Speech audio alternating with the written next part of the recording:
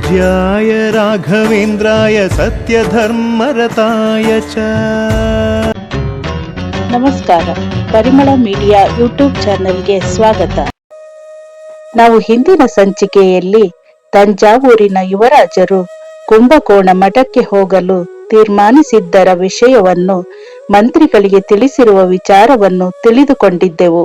ಈಗ ಕಾವೇರಿ ಪಟ್ಟಣದಲ್ಲಿ ರಾತ್ರಿ ಲಕ್ಷ್ಮೀದೇವಿ ಬಿಡದಿಯಲ್ಲಿ ಅಡಿಗೆ ಮಾಡುತ್ತಿರುತ್ತಾಳೆ. ಕನಕಾಚಲ ಭಟ್ಟರು ವಿದ್ಯಾಪೀಠಕ್ಕೆ ಹೋದವರು ತುಂಬಾ ಆಯಾಸಗೊಂಡು ಮನೆಗೆ ಬರುತ್ತಾರೆ. ಆಯಾಸಗೊಂಡು ಮನೆಗೆ ಬಂದ ಪತಿಗೆ ಲಕ್ಷ್ಮೀದೇವಿಯು ಕುಡಿಯಲು ಆಸರಿಕೆಯನ್ನು ನೀಡುತ್ತಾಳೆ. ಕನಕಾಚಲ ಭಟ್ಟರು ಹೆಂಡತಿ ನೀಡಿದ ಆಸರಿಕೆಯನ್ನು ಕುಡಿದು ದಣಿವಾರಿಸಿಕೊಳ್ಳುತ್ತಿದ್ದಂತೆ ಪತಿಯನ್ನು ನೋಡಿ ಲಕ್ಷ್ಮೀದೇವಿ, ತೀರಾ ದಣಿತಿದ್ದೀರಿ ಎಂದು ಕೇಳುತ್ತಾಳೆ. ಹೌದು ಲಕ್ಷ್ಮಿ, ಇವತ್ತು ಸ್ವಲ್ಪ ಸುತ್ತಾಟ ಜಾಸ್ತಿನೇ ಆಯಿತು.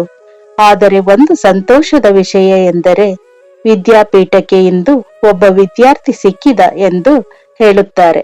ಆ ವಿಷಯವನ್ನು ಕೇಳಿ ಲಕ್ಷ್ಮೀದೇವಿಗೆ ಸಂತೋಷವಾಗುತ್ತದೆ. ಆದರೆ ಸಿಕ್ಕಿರುವುದು ಒಬ್ಬ ವಿದ್ಯಾರ್ಥಿ, ಅದನ್ನೇ ಇವರು 100 ಜನ ಸಿಕ್ಕಷ್ಟು ಸಂತೋಷವಾಗಿ ಹೇಳುತ್ತಿದ್ದಾರಲ್ಲ ಎಂದು ತನ್ನೊಳಗೆ ನಗುತ್ತಾಳೆ. ಪತ್ನಿಯ ಮುಖಭಾವವನ್ನು ಅರಿತ ಕನಕಾಚಲ ಭಟ್ಟರು, ಹೌದು ಲಕ್ಷ್ಮಿ, ಇಂದು 1, ನಾಳೆ 2, ನಾಡಿದ್ದು 4, ಆಮೇಲೆ 8, ಮುಂದೆ 8, 16 ಹೀಗೆ ವಿದ್ಯಾರ್ಥಿಗಳ ಸಂಖ್ಯೆ ಹೆಚ್ಚಾಗಬಹುದು. ಅದೊಂದೇ ಆಶಾಕಿರಣ ಲಕ್ಷ್ಮಿ ಎಂದು ಕನಕಾಚಲ ಭಟ್ಟರು ಸಂತೋಷದಿಂದ ಹೇಳುತ್ತಾರೆ. ಪತಿಯ ಸಂತೋಷವನ್ನು ಕಂಡು ಲಕ್ಷ್ಮೀದೇವಿ ಹಲವು ದಿನಗಳ ಪ್ರಯತ್ನದಲ್ಲಿ ಇಷ್ಟಾದರೂ ಸಾಧ್ಯವಾಯಿತಲ್ಲ ಎಂದು ಹೇಳಿ ಸುತ್ತಲೂ ನೋಡಿ, ಎಲ್ಲಿ ಆ ಬಾಲಕ, ಜೊತೆಯಲ್ಲಿ ಬರಲಿಲ್ಲವೇ ಎಂದು ಕೇಳುತ್ತಾಳೆ. ಆಗ ಕನಕಾಚಲ ಭಟ್ಟರು, ಹಿಂದೆ ಬರುವುದಕ್ಕೆ ಆ ವಿದ್ಯಾರ್ಥಿಗೂ ಆಸೆ ಇತ್ತು, ಮಗನನ್ನು ಕಳಿಸಿಕೊಡಲು ಅವರ ಮನೆಯವರಿಗೂ ಆಸೆ ಇತ್ತು.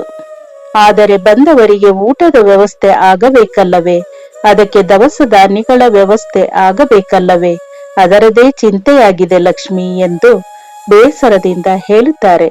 ಪತಿಯ ಮಾತನ್ನು ಕೇಳಿ ಲಕ್ಷ್ಮೀದೇವಿಗೂ ಬೇಸರವಾಗುತ್ತದೆ. ನಂತರ ಲಕ್ಷ್ಮೀದೇವಿ, ರೈತರ ಬಳಿ ಹೋಗುತ್ತೇನೆ ಎಂದಿದ್ದೀರಲ್ಲ, ಹೋಗಲಿಲ್ಲವೇ ಎಂದು ಕೇಳುತ್ತಾಳೆ. ಆಗ ಕನಕಾಚಲ ಭಟ್ಟರು, ಹೋಗಿದ್ದೆ ಲಕ್ಷ್ಮಿ, ಏನು ಪ್ರಯೋಜನವಾಗಲಿಲ್ಲ. ಹಲವಾರು ವರ್ಷಗಳಿಂದ ತಾವು ಬೆಳೆದ ಬೆಳೆಯನ್ನು ಅವರೇ ಉಪಯೋಗಿಸಿಕೊಳ್ಳುತ್ತಿದ್ದುದರಿಂದ ಅವರಿಗೆ ಈಗ ವಿದ್ಯಾಪೀಠಕ್ಕೆ ದವಸ ಧಾನ್ಯವನ್ನು ಕೊಡುವ ಯಾವ ಆಲೋಚನೆಯೂ ಅವರಲ್ಲಿ ಇಲ್ಲ. ಆದ್ದರಿಂದ ಅವರನ್ನು ಒತ್ತಾಯಿಸಿದರೂ ಅದರಿಂದ ಏನು ಪ್ರಯೋಜನ ಆಗುವುದಿಲ್ಲ ಎಂದು ರೈತರಲ್ಲಿ ಹೋದಾಗ ನಡೆದ ವಿಚಾರಗಳ ಬಗ್ಗೆ ಕನಕಾಚಲ ಭಟ್ಟರು ಬೇಸರದಲ್ಲಿ ಹೆಂಡತಿಯ ಹತ್ತಿರ ಹೇಳುತ್ತಾರೆ. ಪತಿಯ ಮಾತನ್ನು ಕೇಳಿ ಲಕ್ಷ್ಮೀದೇವಿ ಯೋಚಿಸಿ ನಂತರ ದೂರು ನೀಡಿದರೆ ಎಂದು ಕೇಳುತ್ತಾಳೆ. ಆಗ ಕನಕಾಚಲ ಭಟ್ಟರು, ತಪ್ಪಾಗುತ್ತದೆ ಲಕ್ಷ್ಮಿ, ಇದು ಸೌಹಾರ್ದತೆಯಿಂದ ಆಗಬೇಕಾದ ಕೆಲಸ, ನ್ಯಾಯ ನಿಷ್ಠುರಗಳಿಗೆ ಅವಕಾಶ ಕೊಡಬಾರದು ಎಂದು ಸಮಾಧಾನದಿಂದ ಹೇಳುತ್ತಾರೆ. ಆಗ ಲಕ್ಷ್ಮೀದೇವಿ ತುಸು ಕೋಪದಿಂದಲೇ, ಹಾಗಾದರೆ ಇಲ್ಲಿಗೆ ಬರುವ ವಿದ್ಯಾರ್ಥಿಗಳನ್ನು ಉಪವಾಸ ಕೆಡುತ್ತೀರೇನು ಎಂದು ಕೇಳುತ್ತಾಳೆ. ಹಾಗಾಗಲು ಗುರುಗಳು ಬಿಡಬೇಕಲ್ಲ ಎಂದು ಕನಕಾಚಲ ಭಟ್ಟರು ಹೇಳುತ್ತಾರೆ. ಹಾಗೆ ಲಕ್ಷ್ಮೀದೇವಿ ತುಸು ಯೋಚಿಸಿ, ಅಂದರೆ ಕುಂಭಕೋಣ ಮಠಕ್ಕೆ ಈ ವಿಷಯವನ್ನು ತಿಳಿಸಿ ಎನ್ನುತ್ತಿದ್ದಂತೆ ಕನಕಾಚಲ ಭಟ್ಟರು, ಅದರ ಅವಶ್ಯಕತೆ ಇಲ್ಲ ಲಕ್ಷ್ಮಿ ಎಂದು ಹೇಳುತ್ತಾರೆ. ಆಗ ಲಕ್ಷ್ಮೀದೇವಿ, ಅದರಲ್ಲಿ ತಪ್ಪೇನಿದೆ, ವ್ಯಾವಹಾರಿಕವಾಗಿ ನೋಡಿದರೆ ಇಲ್ಲಿನ ವ್ಯವಸ್ಥೆಗಾಗಿ ಮಠದಿಂದ ಧನ ಸಹಾಯವಾಗಬೇಕಿತ್ತು, ಆದರೆ ಇಲ್ಲಿ ಎನ್ನುತ್ತಿದ್ದಂತೆ ಕನಕಾಚಲ ಭಟ್ಟರು, ನಿಜ ಲಕ್ಷ್ಮಿ, ಗುರುಗಳು ಮನಸ್ಸು ಮಾಡಿದರೆ ಖಾಲಿಯಾಗಿರುವ ಕಣಜ ಭರ್ತಿಯಾಗಲು ಎಷ್ಟರ ಸಮಯ, ಎಲ್ಲ ಗುರುಚಿತ್ತ ಎಂದು ಹೇಳುತ್ತಾರೆ. ಆಗ ಲಕ್ಷ್ಮೀದೇವಿಗೆ ಮನದಲ್ಲಿ ಏನೋ ಒಂದು ಹೊಸ ಆಸೆ ಚಿಗುರು ಒಡೆದಂತೆ, ನನ್ನದೊಂದು ಸಲಹೆ, ತಾವು ತಪ್ಪು ತಿಳಿಯಬಾರದು ಎಂದು ಹೇಳುತ್ತಾಳೆ. ಹೆಂಡತಿಯ ಮನದಾಳವನ್ನು ಅರಿತ ಕನಕಾಚಲ ಭಟ್ಟರು, ಹೇಳು ಲಕ್ಷ್ಮಿ ಎಂದು ಹೇಳುತ್ತಾರೆ. ಹಾಗೆ ಲಕ್ಷ್ಮೀದೇವಿ, ಇದೇ ಸರಿಯಾದ ಸಮಯ, ನಾವು ಒಮ್ಮೆ ಕುಂಭಕೋಣಕ್ಕೆ ಹೋಗಿ ಗುರುಗಳಿಗೆ ಇಲ್ಲಿನ ವಿದ್ಯಮಾನಗಳನ್ನು ತಿಳಿಸಿ ಗುರುಗಳಿಂದ ಸಹಾಯ ಬೇಡಿದರೆ ಎಂದು ಹೇಳಿ ಪತಿಯ ಉತ್ತರಕ್ಕಾಗಿ ಲಕ್ಷ್ಮೀದೇವಿ ಕಾತುರದಿಂದ ಕಾಯುತ್ತಿರುತ್ತಾಳೆ. ಪತ್ನಿಯ ಮುಖಭಾವದಲ್ಲಿ ಅವಳ ಅಂತರಾಳವನ್ನು ಅರಿತ ಕನಕಾಚಲ ಭಟ್ಟರು ಸಹಾಯ ಬೇಡಲು ಅಲ್ಲಿಗೆ ಹೋಗುವುದಕ್ಕಿಂತ ಮಗ ತಿಮ್ಮಣ್ಣನನ್ನು ನೋಡುವ ಬಯಕೆ ಅಲ್ಲವೇ ಎಂದು ಕೇಳುತ್ತಾರೆ.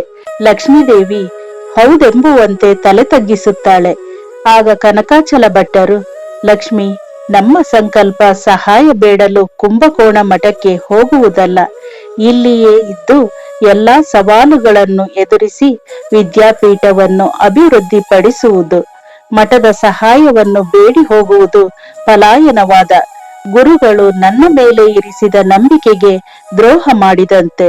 ನಿನ್ನ ಗಂಡ ಗುರುದ್ರೋಹಿ ಆಗಬೇಕೆ ಲಕ್ಷ್ಮಿ ಎಂದು ಕೇಳುತ್ತಾರೆ.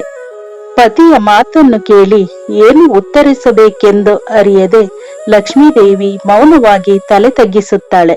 ಇತ್ತ ತಂಜಾವೂರಿನ ಯುವರಾಜರು ತಮ್ಮ ಪರಿವಾರದೊಂದಿಗೆ ಕುಂಭಕೋಣ ಮಠಕ್ಕೆ ಬಂದು ಗುರುಗಳಿಗೆ ಸಾಷ್ಟಾಂಗ ನಮಸ್ಕಾರಗಳನ್ನು ಅರ್ಪಿಸುತ್ತಾರೆ. ಗುರುದ್ವಯರಿಬ್ಬರು ಇಷ್ಟಾರ್ಥ ಸಿದ್ಧಿರಸ್ತು ಎಂದು ಹೇಳಿ ಆಶೀರ್ವಾದ ಮಾಡುತ್ತಾರೆ. ಆಗ ಯುವರಾಜರು ಧನ್ಯನಾದೆ ಗುರುದೇವ ಎಂದು ಹೇಳುತ್ತಾರೆ. ಶ್ರೀ ವಿಜಯೇಂದ್ರ ಗುರುಗಳು ಮಹಾರಾಜರ ಮತ್ತು ಅಲ್ಲಿಯ ಪ್ರಜೆಗಳ ಯೋಗಕ್ಷೇಮಗಳ ಬಗ್ಗೆ ವಿಚಾರಿಸುತ್ತಾರೆ. ಆಗ ಯುವರಾಜರು ತಮ್ಮ ಅನುಗ್ರಹದಿಂದ ಮಹಾರಾಜರು, ಪ್ರಜೆಗಳು ಎಲ್ಲರೂ ಕ್ಷೇಮವಾಗಿದ್ದಾರೆ ಎಂದು ಹೇಳುತ್ತಾರೆ. ಹೀಗೆ ಮಾತುಕತೆ ಮುಂದುವರೆದು ನಂತರ ಶ್ರೀ ವಿಜಯೇಂದ್ರ ಗುರುಗಳು ತಾವು ಕಾರ್ಯಾರ್ಥಿಯಾಗಿ ಬಂದಿದ್ದೀರಿ ಎಂದು ತಿಳಿಯಿತು ಎಂದು ಯುವರಾಜರನ್ನು ವಿಚಾರಿಸುತ್ತಾರೆ. ಆಗ ಯುವರಾಜರು, ಇತ್ತೀಚೆಗೆ ಅರಮನೆ ಗುರುಮನೆಯನ್ನು ಮರೆತಿದ್ದು ಅಪರಾಧವಾಯಿತು. ನಮ್ಮ ತಪ್ಪಿನ ಅರಿವಾಗಿ ಕಣ್ತೆರೆಯಲು ಬೆಲೆ ಕೊಡಬೇಕಾದಂತಹ ಪರಿಸ್ಥಿತಿ ಬಂದೊದಗಿದೆ. ಅರಮನೆ ಮತ್ತು ತಂಜಾವೂರು ಸಂಸ್ಥಾನದ ಮರ್ಯಾದೆಯನ್ನು ದೈವ ಸ್ವರೂಪಿಗಳಾದ ಗುರುದ್ವಯರೇ ಕಾಪಾಡಬೇಕು ಎಂದು ಯುವರಾಜರು ಕೈ ಮುಗಿದು ದೀನರಾಗಿ ಬೇಡಿಕೊಳ್ಳುತ್ತಾರೆ. ಆಗ ಸುರೇಂದ್ರ ತೀರ್ಥರು, ಶ್ರೀಮಠವನ್ನು ನಂಬಿದ್ದೀರಿ ಅಲ್ಲವೇ, ಮತ್ತೇಕೆ ಅನುಮಾನ ಯುವರಾಜರೇ ಎಂದು ಕೇಳುತ್ತಾರೆ. ಆದರೂ ನಮ್ಮಿಂದ ತಪ್ಪಾಗಿದೆ ಗುರುದೇವ, ತಾವು ಕ್ಷಮಿಸಬೇಕು ಎಂದು ಯುವರಾಜರು ಕೇಳುತ್ತಾರೆ. ಇರಲಿ, ಇದೆಲ್ಲ ಮೂಲರಾಮನ ಇಚ್ಛೆ. ಇಲ್ಲಿ ಕ್ಷಮೆ ಕೇಳುವ ವಿಚಾರವೇ ಇಲ್ಲ, ಇಲ್ಲಿ ಕ್ಷಮೆ ಕೇಳುವ ವಿಚಾರವೇ ಇಲ್ಲ. ಅರಮನೆಯಿಂದ ಶ್ರೀಮಠಕ್ಕೆ ಸಾಕಷ್ಟು ಸೇವೆಯಾಗಿದೆ ಎಂದು ಸುರೇಂದ್ರ ತೀರ್ಥರು ಹೇಳುತ್ತಾರೆ. ಕ್ಷಮಿಸುವುದು ಗುರುಗಳ ದೊಡ್ಡ ಗುಣ. ನಮ್ಮ ತಪ್ಪಿನಿಂದಾಗಿ ರಾಜ ಪರಿವಾರ, ಪ್ರಜೆಗಳು ಅವಮಾನಿತರಾಗಬಾರದು ಎಂದು ಹೇಳಿ ಉತ್ತರಾದಿ ವಿದ್ವಾಂಸರಿಂದ ಬಂದೊದಗಿದ ಸವಾಲಿನ ಬಗ್ಗೆ ತಮ್ಮಲ್ಲಿ ಯಾರೊಬ್ಬರೂ ಉತ್ತರಾದಿ ವಿದ್ವಾಂಸರು ಇಲ್ಲದಿರುವ ಬಗ್ಗೆ ಹೇಳಿ ತಂಜಾವೂರಿನ ಮರ್ಯಾದೆಯನ್ನು ತಾವೇ ಕಾಪಾಡಬೇಕೆಂದು ಯುವರಾಜರು ಗುರುಗಳಲ್ಲಿ ವಿನಂತಿಸಿಕೊಳ್ಳುತ್ತಾರೆ. ಆಗ ಶ್ರೀ ವಿಜಯೇಂದ್ರ ಗುರುಗಳು, ನಾವು ವಿರಕ್ತರು, ತತ್ವ ವಿಚಾರ ಚರ್ಚೆಯಾಗಿದ್ದರೆ ನಿಮ್ಮ ಗೌರವ ಕಾಯುವ ಕೆಲಸ ನಮ್ಮದಾಗಿರುತ್ತಿತ್ತು. ಈ ವಿಚಾರ ನಮಗೆ ತಿಳಿಯದೆ ಎಂದು ಹೇಳುತ್ತಾರೆ. ಆಗ ಯುವರಾಜರು ಕೈ ಮುಗಿದು, ಗುರುದೇವ, ವಿಜಯನಗರವನ್ನು ತಮ್ಮ ತಪಶಕ್ತಿಯಿಂದ ಕಾಪಾಡಿದ ಶ್ರೀ ವ್ಯಾಸರಾಜರ ಶಿಷ್ಯರಲ್ಲವೇ ತಾವು? ತಮಗೆ ಅಸಾಧ್ಯವಾದುದುಂಟೆ? ಅನ್ಯಥಾ ಶರಣಂ ನಾಸ್ತಿ. ನಂಬಿ ಬಂದಿದ್ದೇವೆ, ಕಾಪಾಡಬೇಕು ಗುರುವರ್ಯ ಎಂದು ದೈನ್ಯತೆಯಿಂದ ಬೇಡಿಕೊಳ್ಳುತ್ತಾರೆ. ಆಗ ಗುರುದ್ವಯರಿಬ್ಬರು ಯೋಚಿಸಿ ಸುರೇಂದ್ರ ತೀರ್ಥರ ಅಪ್ಪಣೆಯನ್ನು ಪಡೆದು ವಿಜಯೇಂದ್ರ ತೀರ್ಥರು, ಆಯ್ತು, ತಮ್ಮ ಬೇಡಿಕೆಯನ್ನು ಅಂಗೀಕರಿಸಿದ್ದೇವೆ. ಸ್ಪರ್ಧೆಗೆ ಸಿದ್ಧತೆಯನ್ನು ಮಾಡಿಕೊಳ್ಳಿ. ಬರುವ ಶುದ್ಧ ಪಂಚಮಿ ದಿನದಂದು ನಾವು ತಂಜಾವೂರಿಗೆ ಬಂದು ತಲುಪುತ್ತೇವೆ ಎಂದು ಯುವರಾಜರಿಗೆ ಹೇಳಿ ಅವರಿಗೆ ಆಶೀರ್ವಾದ ಮಾಡಿ ಅಲ್ಲಿಂದ ಕಳಿಸಿಕೊಡುತ್ತಾರೆ. ಪೂಜ್ಯಾಯ ರಾಘವೇಂದ್ರಾಯ ಸತ್ಯಧರ್ಮರತಾಯ ಚ. ಇದೇ ರೀತಿ ಶ್ರೀ ಗುರುರಾಯರ ಸಂಪೂರ್ಣ ಚರಿತ್ರೆಯನ್ನು ತಿಳಿಯಲು ನಮ್ಮ ಪರಿಮಳ ಮೀಡಿಯಾ ಯೂಟ್ಯೂಬ್ ಚಾನೆಲ್ ಅನ್ನು ಸಬ್ಸ್ಕ್ರೈಬ್ ಮಾಡಿ, ಲೈಕ್ ಮಾಡಿ, ಶೇರ್ ಮಾಡಿ. ಧನ್ಯವಾದಗಳು.